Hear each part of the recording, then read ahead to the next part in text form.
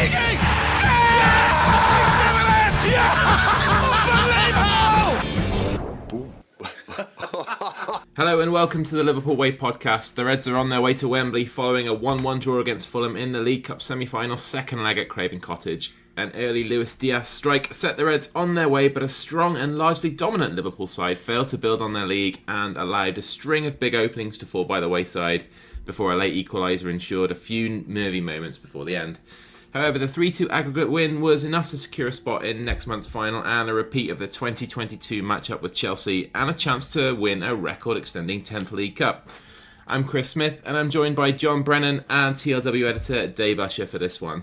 Dave, you mentioned we probably weren't going to make this easy on ourselves, and so it proved towards the end, but we're in the final and for the most part we played pretty well there, but I think that should have been put to bed much sooner. What's your main takeaway? Yeah, it should have been put to bed, but I'm not particularly bothered. I think we just done what we needed to do, really. And all the way through the second half, I just kept thinking, you know, if this was a league game and we needed to go and score like a couple of goals or something, we would. But we didn't really need to. And yeah, okay, you're always running the risk that if they score late on, it sets up a frantic finale and that. But we're never really under any pressure.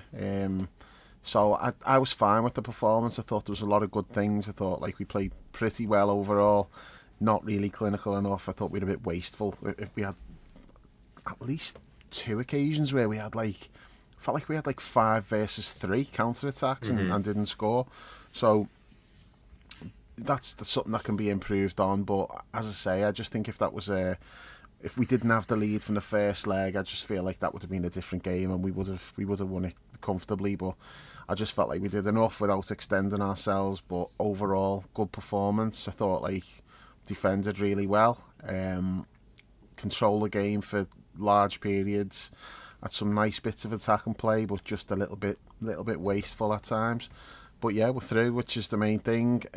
We were never going to go there and win 5-0. We just don't do that. It's, even like last night and Chelsea's playing Middlesbrough. And before the game, I'm thinking, who do I want in the final? And I thought, you know what? It doesn't matter because it's going to penalties either way. So it's like, it doesn't really matter, does it? It's just, if we'd have got Middlesbrough in the final, you're thinking, that's going to be easy. It never is. It's like, it always ends up just being dead close anyway. So, Cardiff. Yeah, we were never going to run away with that tonight. Never going to. Final was never going to be easy whoever we played. So yeah, let's just see what happens. We're through. That's the main thing.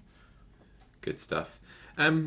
John, I think a lot of us were expecting a lot tougher of a game tonight than we got. I was really surprised at how passive Fulham were. They're at home, big game, semi-final, chance to get to a Wembley final, and their first ever League Cup final. And you'd had the manager in the press conference really waxing lyrical about what a massive game this was for us, but they made life super comfortable for us, and it was only really when Harry Wilson came on towards the end and the impetus provided by the equaliser that really saw them up their intensity, because otherwise it was mostly like a walk in the park for us.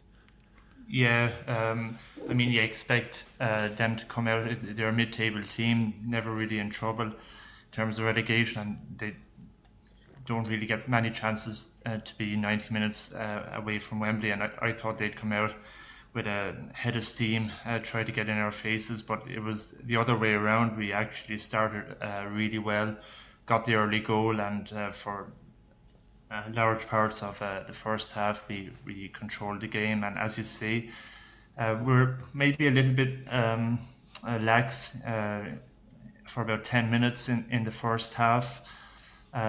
Near the end of the first half, the break came. We had a great chance to go 2-0 up just after the break, and it wasn't until that changed at the end, and after our substitutions as well, which kind of changed the game. McAllister coming off meant that we were a bit more open, I think, but Harry Wilson looked decent when he came on. But as Dave said, I always felt if we had to really up our game a notch, we could have, and I'd be fuming if I was one of their supporters, a bit like West Ham when they came in the quarterfinal to Anfield and just down tools. Wasn't that bad, but you'd expect a lot more from a team at home with a decent chance, because like coming away from Anfield a couple of weeks back, just a goal down, that gave them every chance of giving us a good game. So yeah, just really happy to get to another final. That's 9 in 9 seasons for Klopp, which is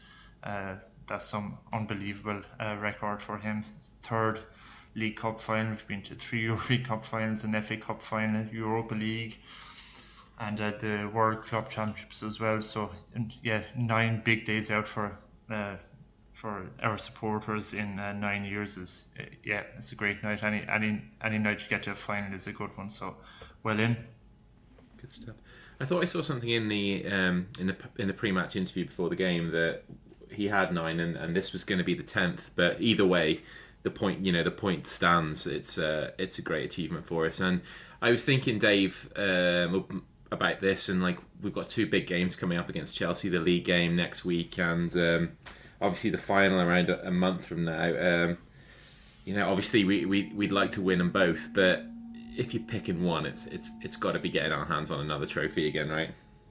Yeah, you mentioned that yesterday, didn't you? So I've been initially when you said it, I was like, I have no idea what I would want to do, but I thought about it today and I'm like, no, it's definitely the final, because you've got, like, if we were to lose the league game, it's not over. It's still in our hands. We play City at home, so but you lose the final, that's it. It's gone. You're watching Chelsea running around with the trophy. So no, it's definitely the final, but let's get the league game won first and then worry about that. I think we'll win both, but if it did come down to a choice, you've got to take the silverware, haven't you?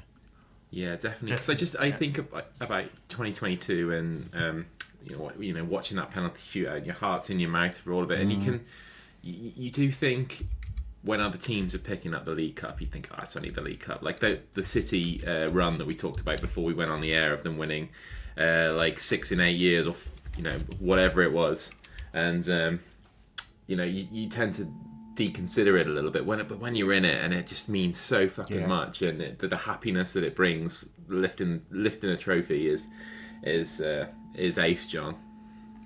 Yeah, I mean, all our best memories in the last few years. Well, some of our best memories from going way back, I suppose, when we had that year where we got to all the finals in Cardiff with Hooley.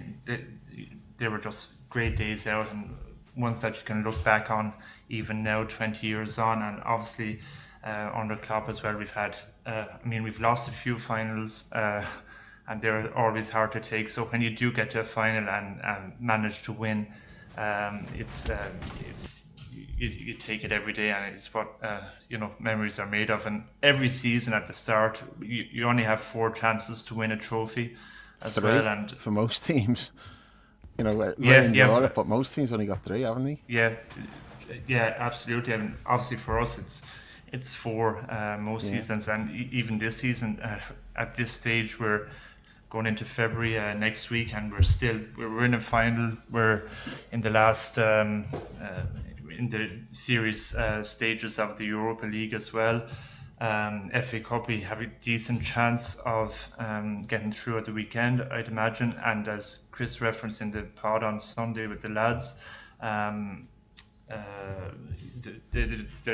have been a few Premier League draws as well. So I mean, City and Spurs are playing on Friday, I think. So that kind of opens up the FA Cup as well. And obviously we're top of the league, so 4 chances for a trophy at this stage of the season.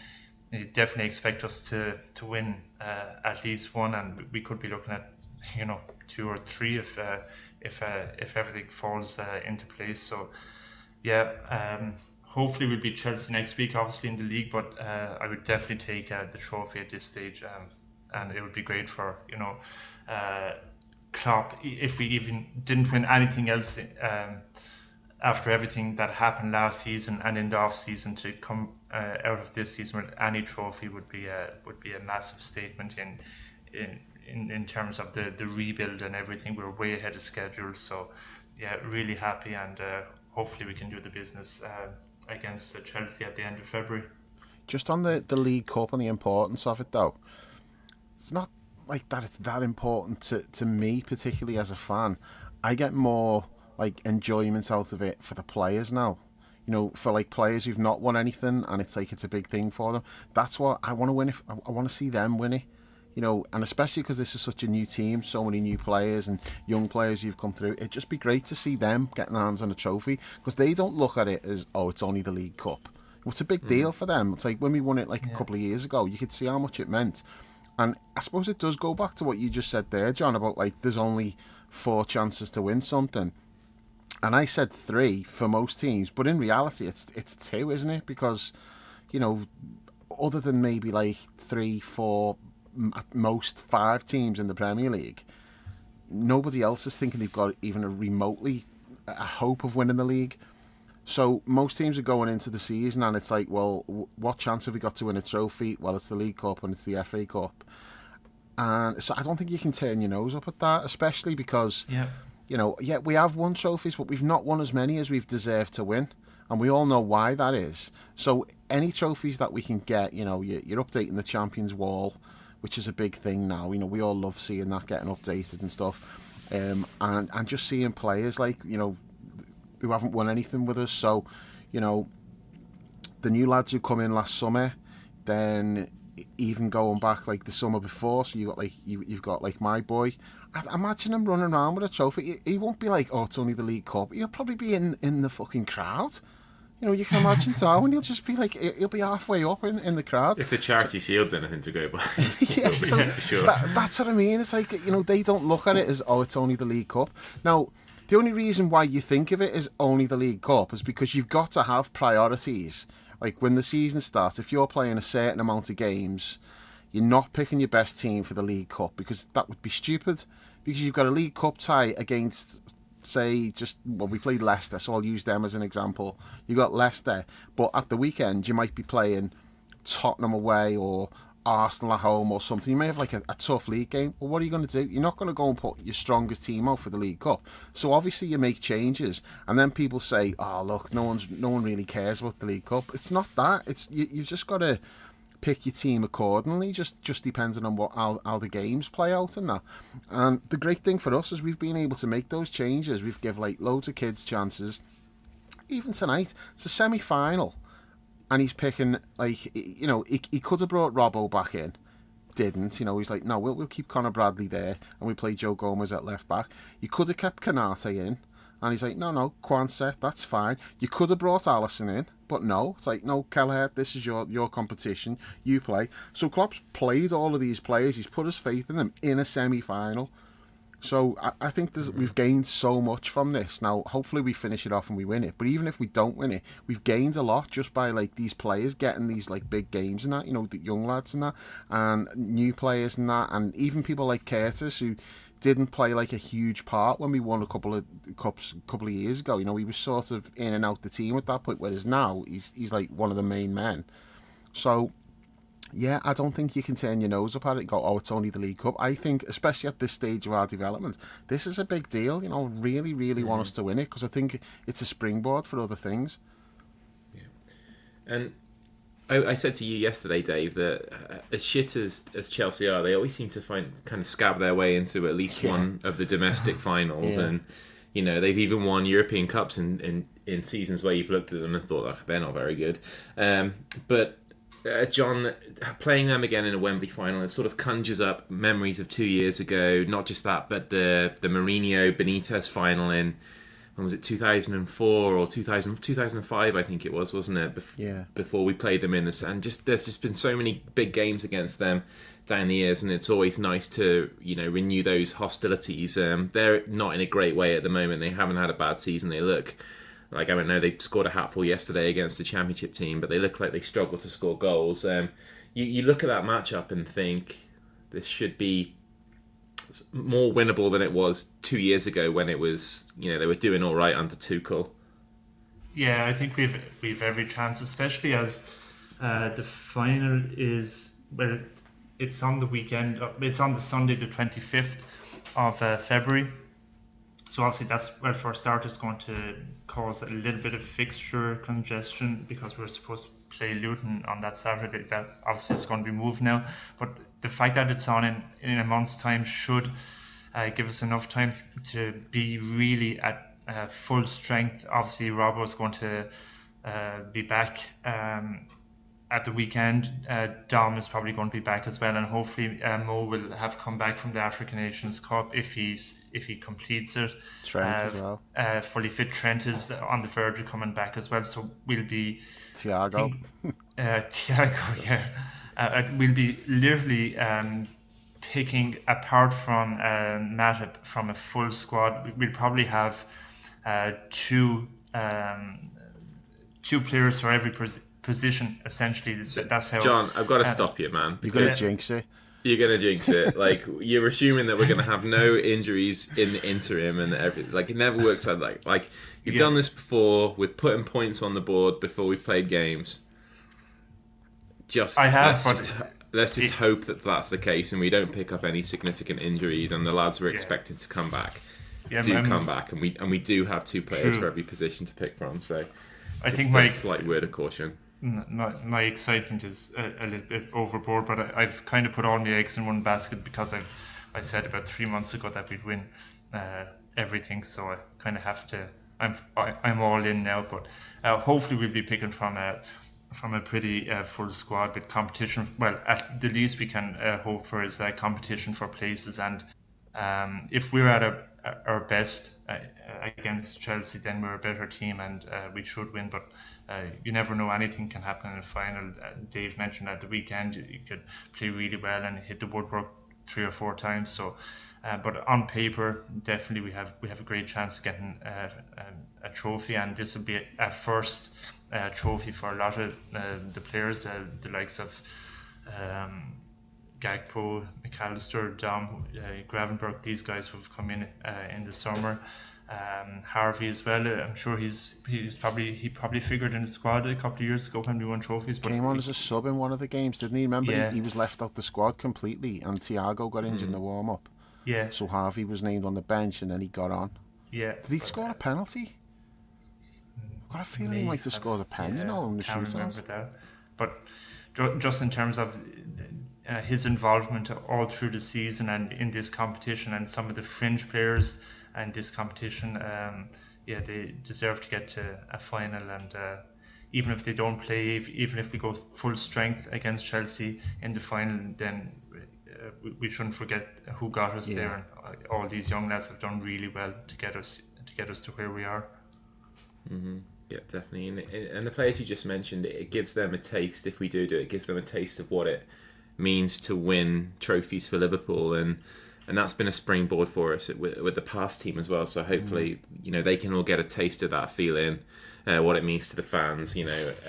Seeing that Champions Wall updated and all that kind of stuff, as you mentioned before, Dave. So yeah, big one to look forward to there. We'll be counting down to that final for the next few weeks. Hopefully, as John says, we can get everybody fit for it and we don't suffer any more injuries. But Dave, with regards to the game tonight, this Craven Cottage isn't necessarily renowned for its atmosphere. I've been there a couple of times when I lived in London, and it's probably the most passive Premier League ground I've ever been to. But to be fair to them, they did whip out the old plastic flags tonight. A few people commented that the white ones looked a little bit like Ku Klux Klan hoods when they were sat on the sort of seats there. Saw a few pictures of it. They were pretty rough. But for Fulham standards, the crowd weren't up for it. But we quelled things pretty early on with Diaz's goal, and we'll get into this maybe a bit later. But I thought Diaz had a really encouraging game for us tonight. It was at the heart of most of the good things we did. Some really sort of nice moments of skill and good footwork to make space for himself and continue linking up the play throughout the game.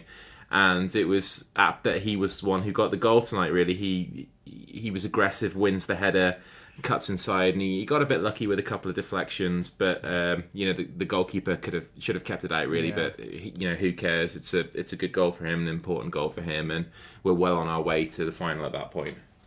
Yeah, the pass from Kwanzaa was quality as well. Diaz made his own look there because he was aggressive. The way he attacked the ball, brought it down on his chest, drove into the box, and then he gets a bit of luck, 2 deflections, and the goalkeeper just making a total pig's arse of it. But Well-deserved goal because he stuck at it all night. I thought not everything came off. He was a bit wasteful at times, but overall he was involved. He was effective. He never stopped running. He was making things happen.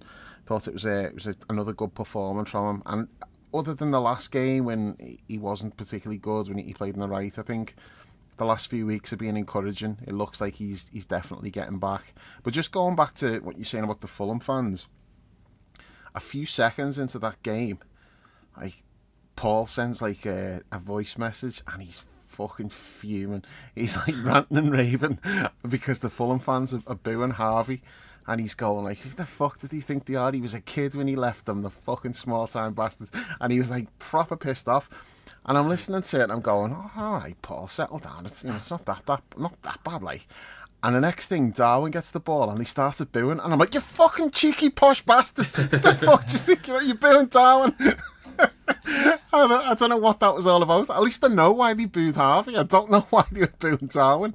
But yeah, it just made me laugh because like I'm thinking Paul's overreacting, and then like the next thing I'm fucking screaming.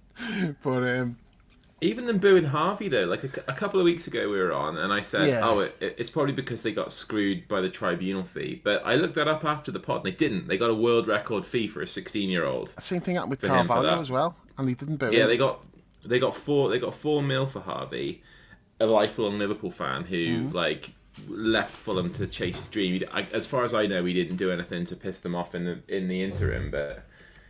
Harvey was proper going out of his way to shut them up tonight, wasn't he? Yeah. Like, he was shooting from everywhere, and obviously not many of them came off. But that was the only thing let him down tonight, because I thought he was really good, and the amount of ground Harvey covered tonight was ridiculous. Honestly, I don't know if they publish those stats for distance covered in the League Cup. I don't know. I know you get them for Premier League games, but I'd love to see the distance he covered tonight, because he was chasing everything. But just the chances he had, he snatched at them. Like there was that one when we had the break and Darwin played him in and finished with his right foot was awful. It's like, oh, that was the moment. Because I want to know what he would have done if he'd have scored. Would he have celebrated? I think he would, especially that one, because it was in front of the away end, wasn't he? Yeah, so he'd have been in the crowd. Yeah, I think he would have just proper gone for it. Like, but I don't know. We'll have to wait till next time, won't we? Yeah, definitely. I bet you them Fulham fans, though, you just know that they all say, croissant. You're just doing the pretentious posh bastards. John, while we've got you on, I want to hear you say it. Croissant. See, that's okay, because you speak French, you live in France, so I'm totally good with that. But if I said it like that, I'd sound like an absolute twat. I'm not doing this again. John, we had a couple of good chances after that. I mean, to be fair, Fulham had a couple of openings themselves that they didn't quite make the most of. But we could have doubled our lead. Darwin could have brought it down on his chest, I thought, but instead he tried to head it over to Gravenberch, and the chance was gone there. We did have the ball in the net through Diaz a second time. Nunez was offside, and the finish coming back off the post came to Diaz, and I think he kind of scuffed it as well, but went into the top corner, and Nunez was offside. I thought overall Darwin had a really, really good game tonight, but I'm looking at that and thinking he probably should have walked away with his name on the score sheet again. How did you see it? Yes, same. His end product does need to be. When I say end product in terms of goals scored, I mean, he's on 10 for this season. He could easily be, if he had taken even half of his chances, he'd be up around 20. I don't want to go into a whole Darwin debate again, because I think he's been really good of late. Obviously got 2 goals at the weekend, and he just looks so dangerous, especially those 2 chances he had in the second half. He's really good coming in on from the left.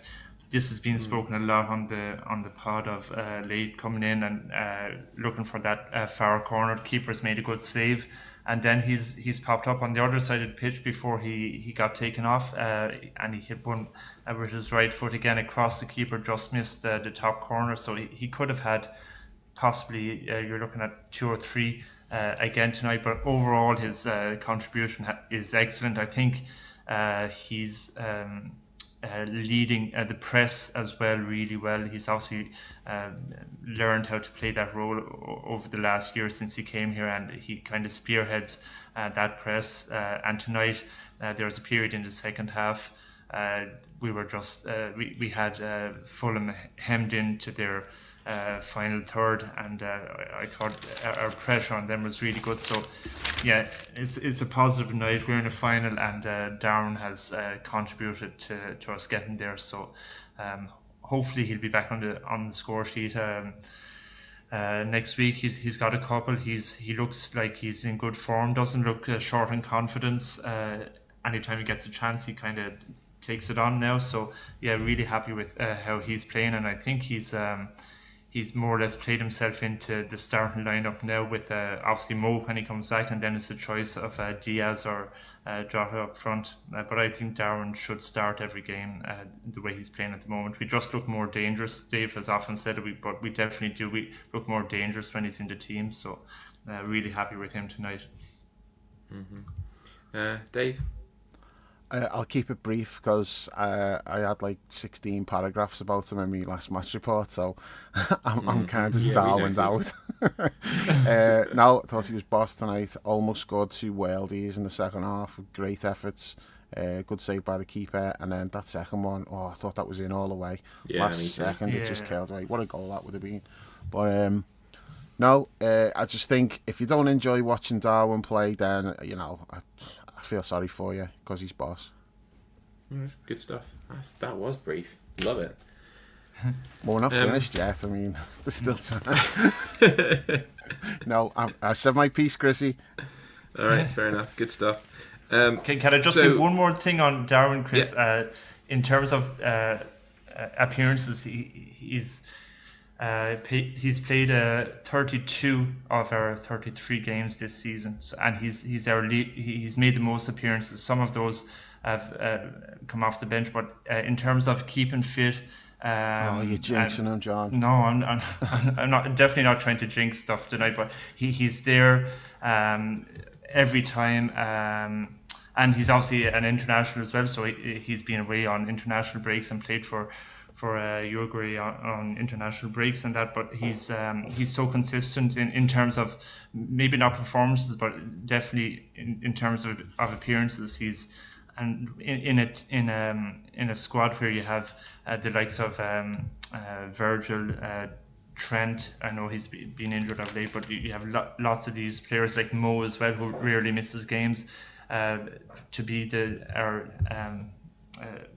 player with the most appearances is really impressive, and he's been kind of key to us doing well this season, despite all the misgivings that we've had about him. He's there every time, and he never. That's one thing you can say about him. He never shirks away from his responsibility. He always shows up, and hopefully he's coming into goals now as well. So really happy with how he's doing at the moment, and he's going to be key for us in the second half of the season. I think we'll go really far in all the competitions we're in, but if I think was Stu asked the question on the pod last week, if Darwin clicks, then we have a great chance of having a fantastic season. Yeah, definitely.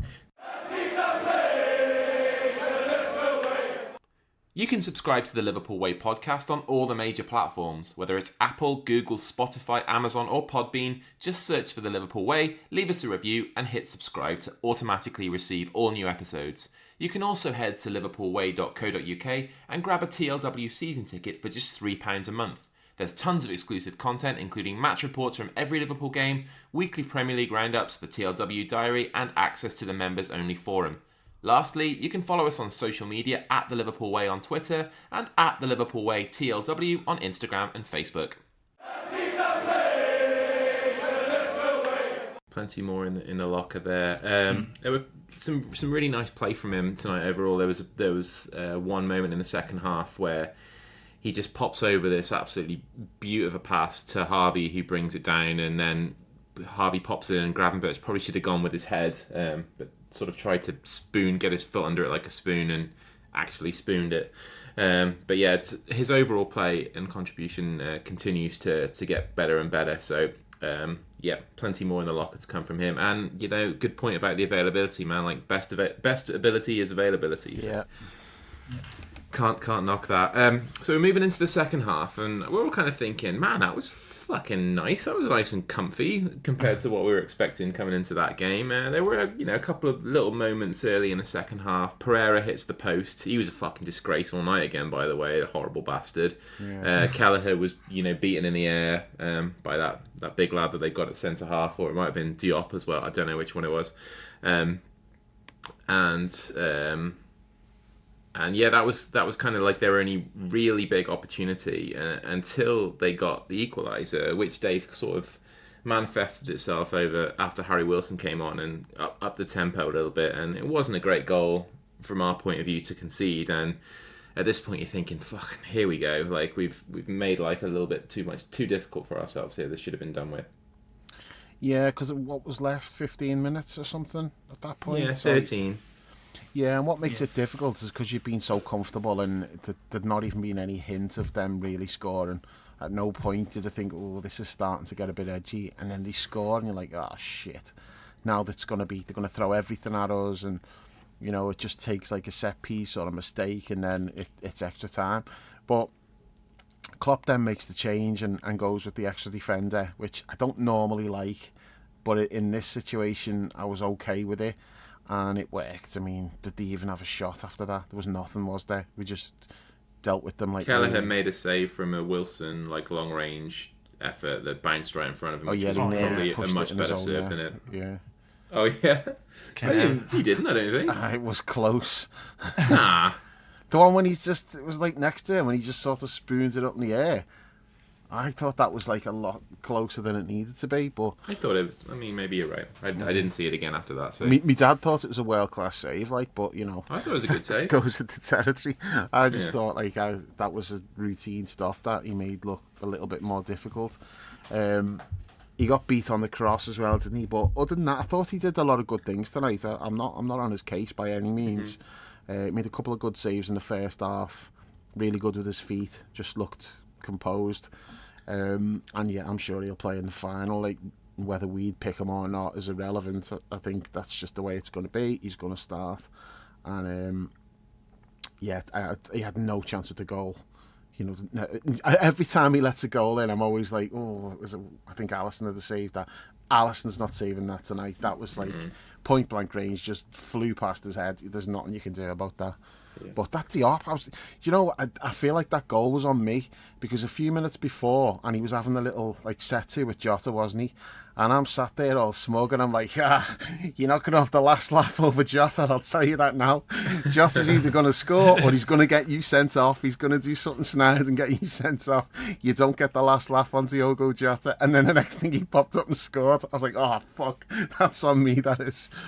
But what was all that about? He was just being a proper dickhead, wasn't he? I know Jota's not no angel himself, but based on the replays that we've seen there, it wasn't Jota that was instigating that. He just kept niggling at him and and then he took him out just after that as well, didn't he, when Jota was running towards the box. Yeah, that was nasty, that one. Yeah, and it was. He just booted him, didn't he? It was just a deliberate foul, But do you There think that Mac is that alright? Or do you think that tackle in the first half might have took something out of him, and maybe that's why he brought off? Yeah. Yeah, maybe. I mean, he also covered a lot of ground tonight and was, he was throwing himself about, I think, as well. McAllister sort of did some really awesome work defensively, but you hope so. But there was that, obviously he's got quite a high pain threshold because he played on after that Sheffield United thing for about 10 or 15 minutes the other week. So hopefully he's not done more damage to that, because it was one of them that was nasty. There wasn't a lot in it. The lad goes for the ball and then he slips and he sort of careens into McAllister after that. It's not a dirty play or anything, but he seemed all right after it. I don't think there's any reason to have any undue concern about that. He seemed all right after the last one, though, didn't he? He played on for ages with it, as you said, his pain threshold and that. But now it's just with him being subbed, you just think, was he maybe? Is there something there? But hopefully not, because Endo's going to be away for a bit longer, because Japan got through, didn't he? They did, yeah. They did. I was going to say that definitely wrap Mac up in Compton.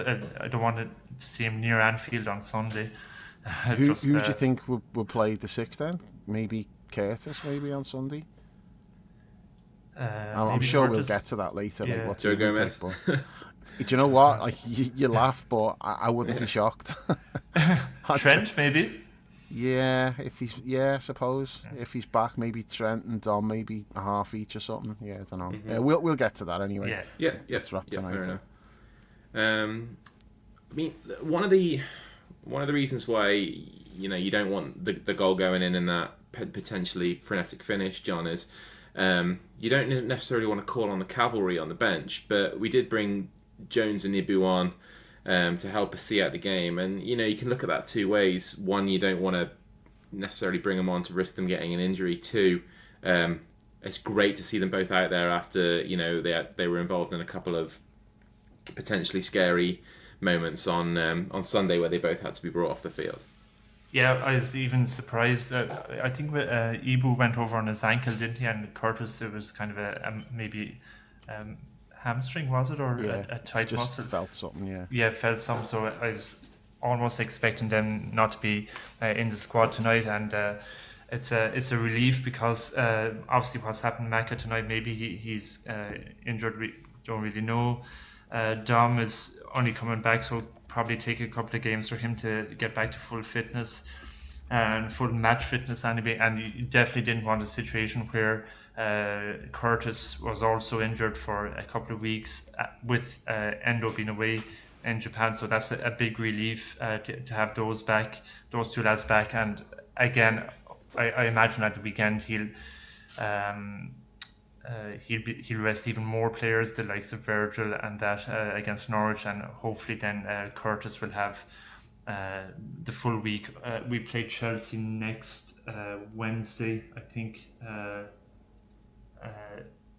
Yeah, is that right?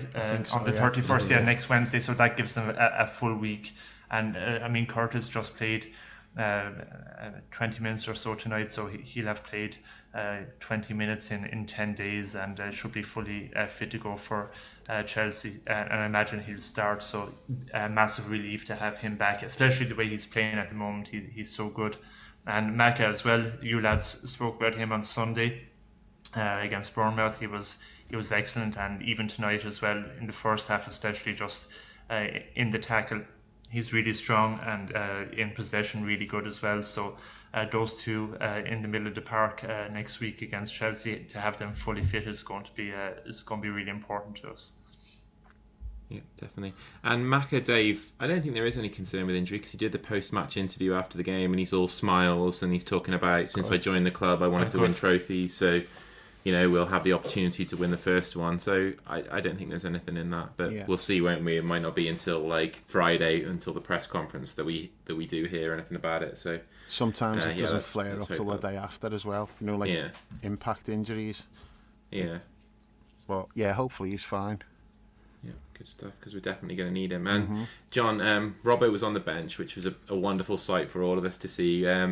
Were you bummed that he didn't get on, your favourite player, or happy to keep him back in the tank and give him a few more days training before we unleash him on Norwich at the weekend? Yeah, I can't wait to see him. To be honest, he's been out for 13 weeks now, so it's a long time. But I think it makes much more sense to wait till Sunday to bring him back, especially the way the game was tonight, when he might have considered putting him on after about 75 minutes or 80 minutes. If we had been 2 or 3 up, then it's a different situation. But with them on the attack and playing with a bit more intensity, I think it made perfect sense for him to hold off until the weekend. But just on him coming back in, it's a bit of a conundrum, because I don't see how you can drop Joe Gomez. Yeah. And I think there has to be consideration for Robbo, Trent and Joe Gomez in the same starting lineup as the season goes on. It just seems really harsh to me to drop Gomez, given the way he's played for us this season. But I don't know what you lads think of that. No, I totally agree. I don't know where you put him in, but I feel like he's done more than enough to be in the team somewhere. Yeah. So probably right back, and maybe have a look at Trent. Especially, well, I think at the weekend he might play centre back, but I think, as well as he's done, he's been brilliant wherever he's played. And the surprising thing is how well he's done going forward. I think he's so accomplished now as just an all-round footballer. But we're defending so well, and I think a big part of that is the fact that he's in the back four, regardless of which side he's playing on. Him at fullback, I think, is because we've been so good defensively in the last couple of months. I don't think that's spoken about anywhere near enough, like how solid we've been and how well we've defended. And he's a massive part of that. I mean, there's times tonight and the ball gets played out to Decord over Reed, and normally you'd be like, oh. And I looked, I'm like, yeah, Joe Gomez is there. You're not getting past him. You're not doing anything. And then he tries a shot, and Gomez is there to block it. And so he's just really solid and dependable. But he's so much more than that as well as a footballer now. But I don't know. I think it would be probably the cruelest thing ever for him to be dropped. Players who've been left out and they've come in and they've done really well, and then they've been left out when the first team is back. It's happened, that's just football. It always happens. I'd really be struggling to think of someone who's more would have more of a grievance for being left out than Joe Gomez if when everyone's fit, if he's back on the bench, because he couldn't have done any more. He just couldn't. I think you're right. Absolutely, I 100% agree with you. But I think you're making too much of it. He's gonna play. He's going to be... If he's on the bench, he's coming on. If he's on the bench, he's probably going to get half an hour or so, because we've been shifting this system around and he's been coming in at right back and, Trent's moving him. So he's going to play. True. Like you say, he probably will play against Norwich at the weekend. He's played a lot of football and we fucking need him. So, I don't think it'll be a case of you're dropped, Joe, because our first choice players are back now. I think it'll be a more holistic view that he's played a lot of football. There's a lot of games still to come. We're probably going to pick up more injuries across the back four. So he's going to be needed. So, there's a way of selling that to him without it being... No, I agree. I agree with all that. But what happens when it's a really big game and he's thinking, I deserve to be starting this game? Yeah. And then he maybe isn't in the team. That's I know he's going to get games and we're going to rotate and everything else. But in Joe Gomez's mind, up until this point, he's kind of known he's a backup, he's a squad player. He'll still get his games, but he knows if it's a big game and everyone's fit, he's not going to be in that starting 11. He did have that spell when we won the title, and he was first choice and he was playing centre back next to Virg. That's kind of the exception, that little spell. Most of the time, he's not been he would class himself as, if everyone's fit, I'm in that team. I think the way he's played now, he's entitled to think, if everyone's fit, I should be in the team. But I don't know where, but somewhere, I've got to be in there somewhere. Yeah. Well, let's just flip it though and just say, how do you think Klopp will handle it?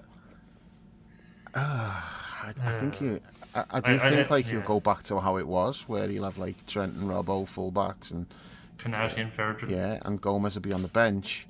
But as you said, Chris, how many times have we seen it where it's not really worked and we've had to change it and get Trent in midfield? Because more often than not, it feels like it's not really worked and we have had to change it to get the result we need. Mm-hmm. Now, the only thing there is, recently we've started to click into gear, I think. We're playing a lot better now than we were a couple of months ago. So it's going to be interesting when Trent does come back and he's playing right back to see how that works. And then if it doesn't, there's going to be a real clamour for him to just be full-time midfield and Joe Gomez right back. Yeah. I think... And Chris, you mentioned it.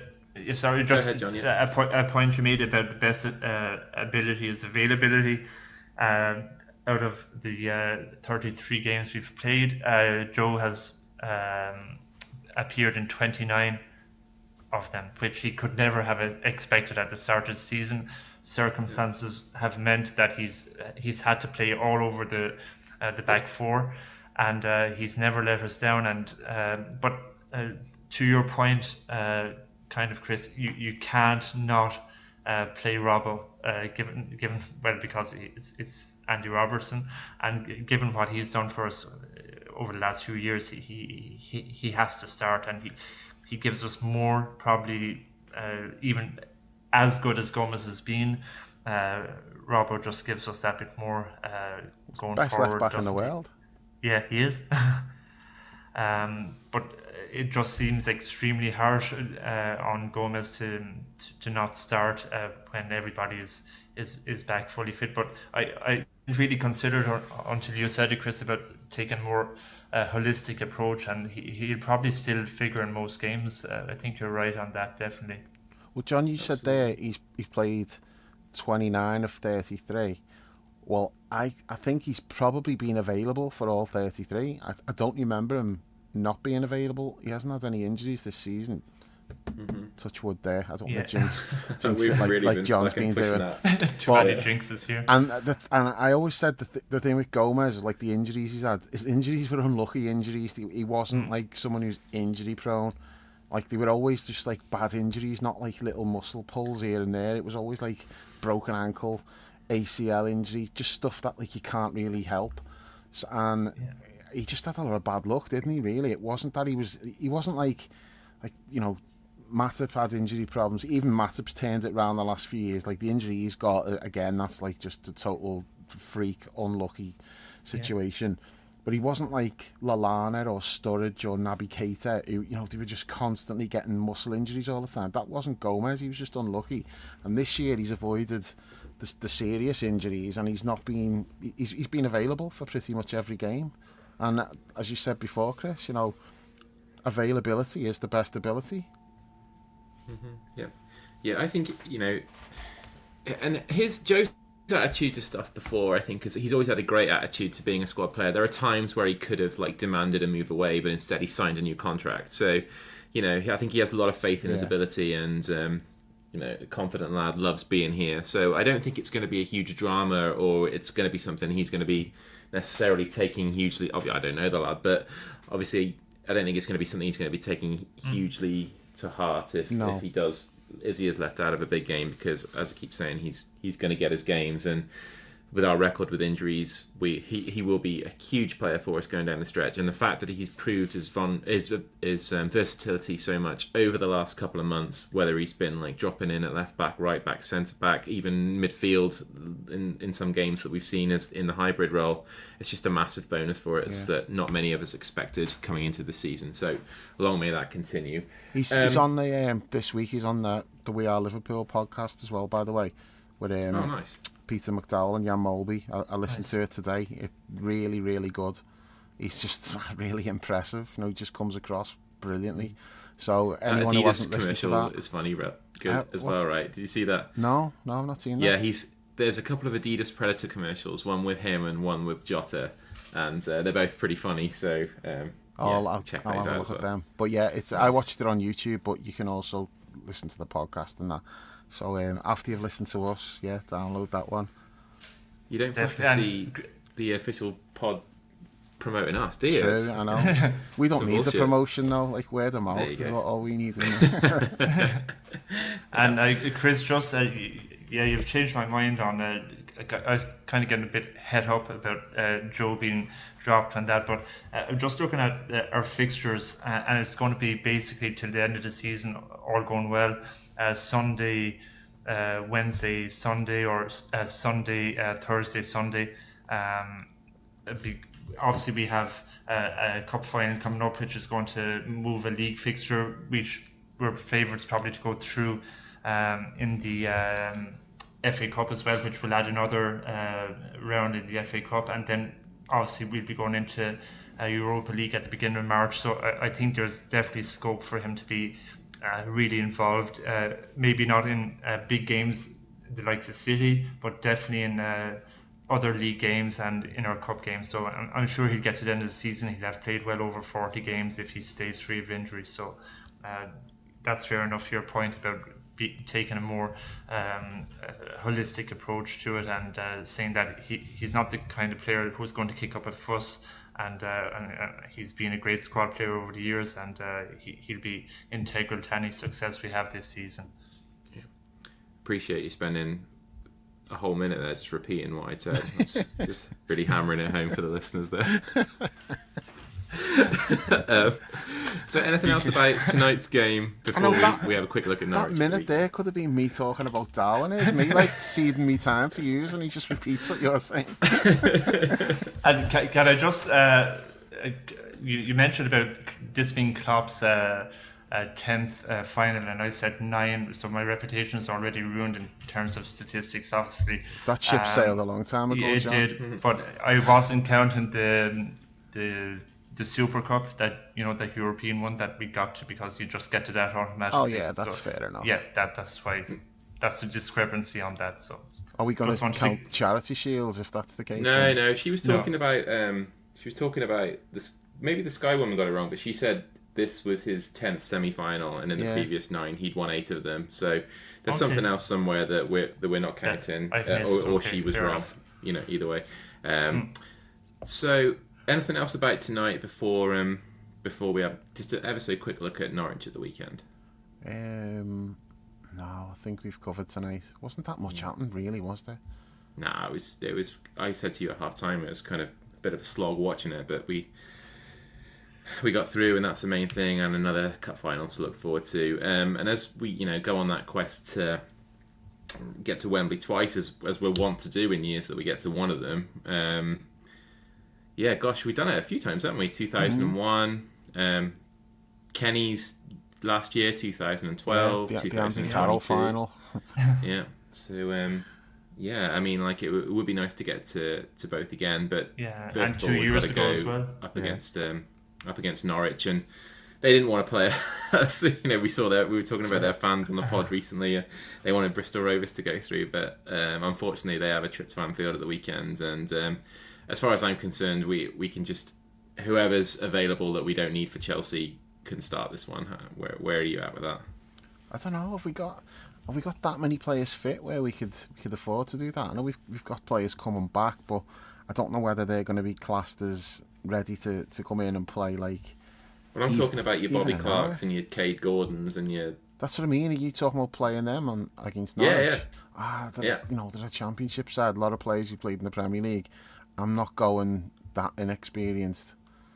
I wouldn't be doing that. I'd go half 4 or 5 of them. Have them on the bench, bring them on. Hopefully when it gets one, but I wouldn't be starting with too many. So should we go through our team, what we think then? Yeah, go on. So I don't know who'll play in goal. I think Alisson probably will come back in, but I do feel like you could say to Kelleher, okay, we'll give you another game here because we've got 2 league games coming up. So, but he just might want Alisson to play just to, with those 2 league games in mind, just to get him a bit of sharpness. Keep him sharp. And Kelleher's be placated by getting to the final of this tournament now. So I think probably Alisson.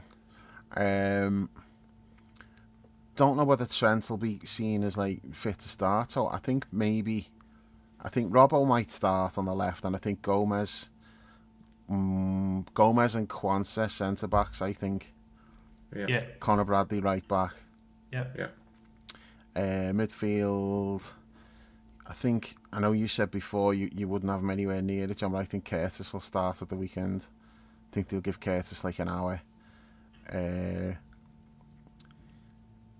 Gravenberg. I don't know. Yeah, I don't know. I don't think he'll start. I think he'll come on, but I don't know because he put in a hell of a shift tonight. I don't know whether, although it's Sunday rather than Saturday, so I suppose it's fine. There's enough of a turnaround. Yeah, you probably could start Harvey, and then up front, I think it'll be Darwin. He got brought off tonight because he's played a lot recently. I think that was an obvious change tonight. I knew he was going to be the one coming off. Probably Gakpo and Jota, I think. And I think Diaz will come off the bench rather than starting. I don't know. I'd probably go a little bit less experienced than that. Yeah. I'd give Cade Gordon a game, I think. That just seems a bit strong. I mean, if we didn't have a midweek game, especially against Chelsea next week, I'd be fine with that. But it just seems a little bit strong for me. I forgot about Dom. Yeah, he could come back. He'd be on the bench as well. On the bench, I imagine. Pop him straight into starting. Yeah. I would like kids and have the strong bench. Trent, Trent, fucking Darwin, Soboslai. Have the ability to bring these lads on.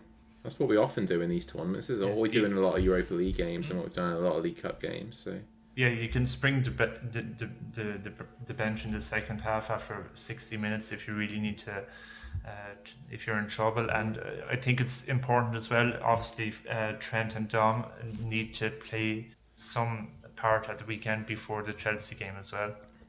So I think he'll do that at the weekend, give them 25 minutes, half an hour before.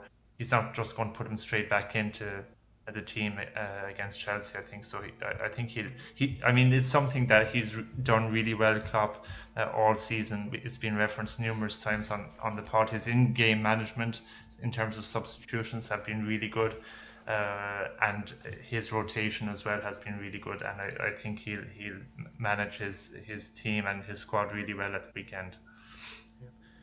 Plus, it's not like the usual top of the league Norwich that we're coming up against as well. Like they're 8th in the Championship, 25 points behind Leicester, and like 4 points above 14th. So they're pretty much like mid-table. They've got a chance of making the playoffs. They're probably going to prioritise that as well.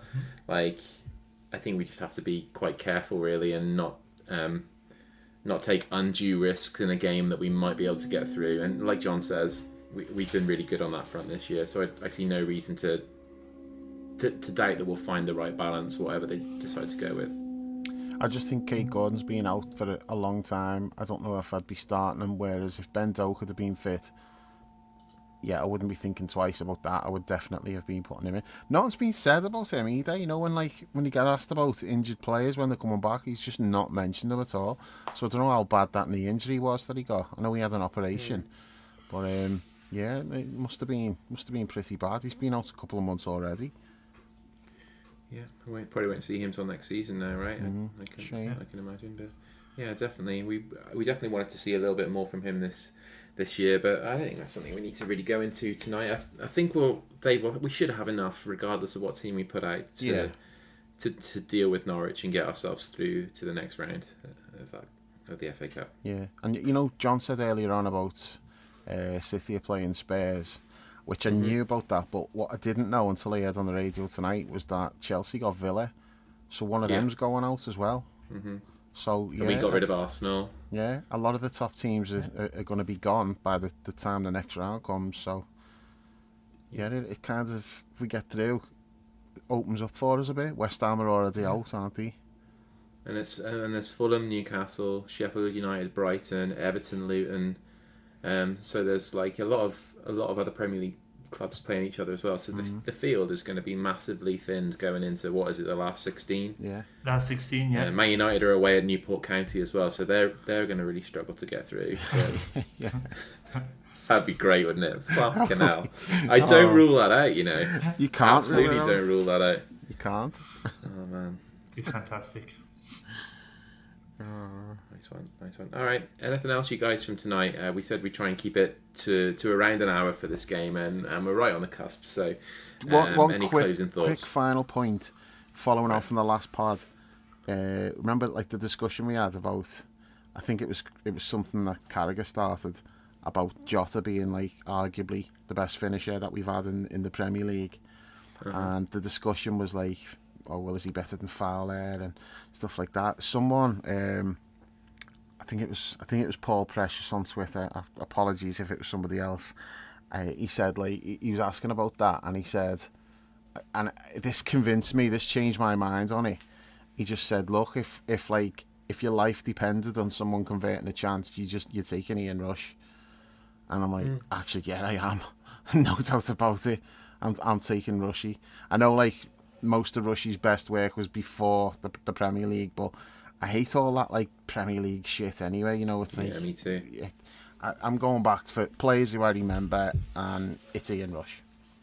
All right, fair enough. I feel bad for like Gary Lineker because like he practically doesn't exist because he like never played in the Premier League. So, and he's like, on with Shearer and Wright all the time, and he's having to show statistics where they're like right up there.